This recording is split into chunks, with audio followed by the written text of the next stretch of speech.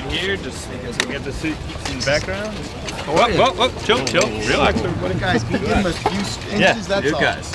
What's up? Hey, Kirk, just tell us what it feels like to be back in Lincoln. Man, it's been too long. Can't believe. I was talking with Chris Fowler yesterday about it, and just amazed that it's taken this long to get back. But it's great to be back. Went to Misty's last night for a nice meal, and just love being in Lincoln. First time we've been here since they've been a part of the Big Ten, so it's interesting to see that side of it. You know, I've always been here, whereas Big 12, and so now they're obviously in a new conference, but love the direction they're heading under Scott Frost and what they're doing, and it's a very exciting time. Why come back now? What is special about Nebraska right now? Well, I think they're winning games, you know, and I think they're playing a great opponent in Ohio State, and it's a big game nationally. People are intrigued about Ohio State. They're intrigued also about Nebraska, and the fact that Nebraska gets this game in Lincoln, the whole nation's, I think, watching and anticipating a matchup. It really gives a phenomenal platform for Scott and his team, and kind of show. I read some of his quotes this week when he's talked with you guys about just eventually we're going to, you know, have to take that next step as a program. Is this Saturday the time we do it, or how close are we? So I think he has a very interesting perspective in that way, and I think we're all going to learn a lot about Ohio State. We're also going to learn a lot about where Nebraska is right now in his second year. What's your favorite memory in Nebraska?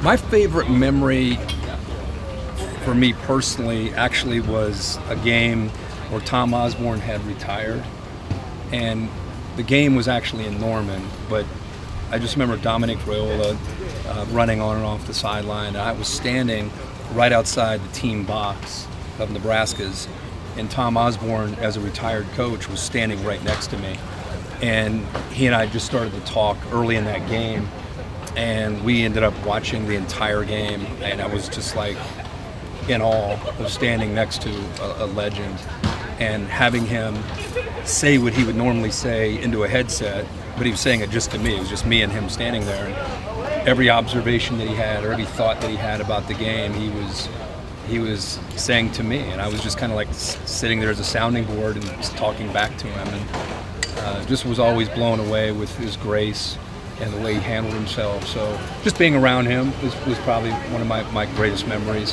That, and just every time we come here, I love this stadium. I love the size of it. I love what they've done. I love the fans here and how passionate they are and how much they love their team through thick or thin. So it's one of the great places in the country. Put your analyst hat on and kind of give us a breakdown of how you think this game might go tomorrow. Well, I think Adrian Martinez is the key to the game. You know, I think he's going to have an ability, much like last year.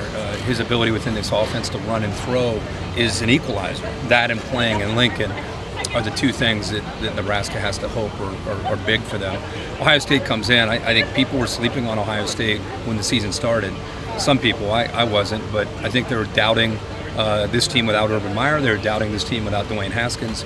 How could they function? And I think Ohio State internally has a major chip on their shoulder about trying to prove that they can play without Urban and without Dwayne Haskins. So I think you're going to face a very motivated Ohio State team, an incredibly athletic Ohio State team. It's incredible how they continue to send players to the NFL, and yet here comes the next wave of talent. So I think, in my opinion, Adrian Martinez, his ability to make plays and create those off-schedule plays will be big.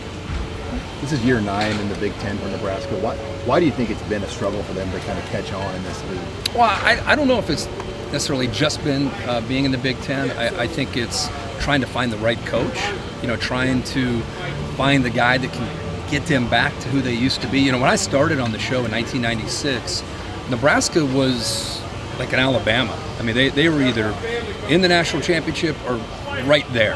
And it's been a long time. In fact, we were standing on the Rose Bowl field when they walked off that field and lost to Miami in a devastating fashion in the 01 season. And since that game, if you go back and look at their seasons, they've won games, 9 wins, 10 wins, but it just hasn't been able to be the same. And this guy, Scott Frost, is the right guy to bring that back. It's going to take some time to do it the right way, as you're seeing, because you got to change a culture. You got to teach them how to win. But I think that's the reason we have, that's the reason we've not yet really been able to identify why are they struggling in the Big Ten. To me, it's about getting the right coach, no matter what conference you're in, and they finally have that now with Scott Frost. What do you like about Frost and his personality? Reminds me a lot of how he was as a player. You guys deal with him all the time, just no nonsense. I think players respond to that. I think they appreciate a coach that's been there and done it, a coach that probably is in the weight room working out, a coach that runs sprints. I just think he has a way of really being able to relate to the players. And I think he's very direct in the way he communicates. You pretty much know, here's the bar. If you get to the bar, you're good. If you don't, go back to work and try to get better. So I don't know, I really like that. I like that no-nonsense, chip on his shoulder approach to playing, and I also like it as a coach. Kirk, what's the magic of Game Day? Why it has become so popular and it's stayed that way? Man, when I first started in 1996, the crowds that we would get around the set were about like this group of us right now. It was maybe 50 or 100 people, and man, late 90s. Being here, I think they set a record for how many people were inside the stadium. When we went to Blacksburg, when Michael Vick was there, that really changed the game. And from that point on, it seems like every week we have record crowds and unbelievable people. And I think it's not game day. We'd like to sit here and take bows, but to be honest, we deflect that. To me, it's the sport of college football, the passion of college football. The energy of that sport, whether you're in Lincoln, Nebraska, or Columbus, Ohio, or Tallahassee, or Austin, or Norman, or wherever you go, man, people love this sport. And I think with the popularity of the sport growing year after year, I think we just happen to be kind of a conduit between the fans and the tailgates and the games. And so I think I give all the credit for College GameDay and the growth to, hopefully we do a good job, but I just think the fans and how much they love the game. Is it easier or harder to cover Ohio State when you're? People always ask me that, especially Ohio State fans. I played there. I was a captain there. I married a cheerleader who was from Ohio State. My dad was a captain at Ohio State. He coached with Woody Hayes. I don't know if you can become any more Ohio State than me. And yet, when I talk about the game, I just talk about the game. I don't go out of my way to say bad things about Ohio State. I don't go out of my way to say good things about Ohio State. When I'm doing a game or I'm analyzing, I just see teams. And Ohio State happens to be a team that I evaluate. And when I'm doing a game, it doesn't even cross my mind. Couple more guys, couple more. Nebraska's going to announce a new facility today. You've seen just about all of them in the country. What value do those kind of buildings have for programs, especially in recruiting? I was just talking with the athletic director about that announcement, and it's funny, we were here in 2007. It was the last time I was here. In 2006, I think they just opened those facilities. So I remember, my thought is, man, look at this brand new facility. Like, so when I come back in 19, I'm thinking the facilities are still really nice. And then he said, no, we're getting ready to announce a new facility. It just kind of tells you where we are in the arms race of big-time college football. They're huge because it shows recruits the commitment.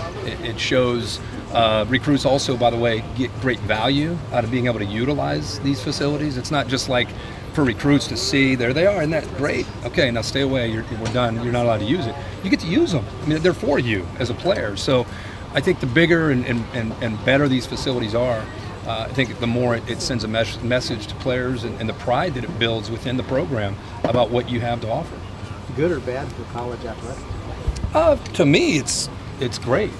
I know there are a lot of people who think, why are they building all these new facilities? Why aren't they paying the players?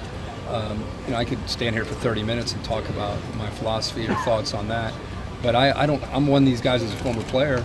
I don't have a problem with the money going towards the facilities. If the universities are able to raise the money, and that's what they choose to do with the money, that's their prerogative. And as a player, I'm the one that gets the benefit of having a great locker room. I'm the one that gets to have a great training table, great study table, great weight room, all the incredible perks that come along with being able to go to a school like Nebraska.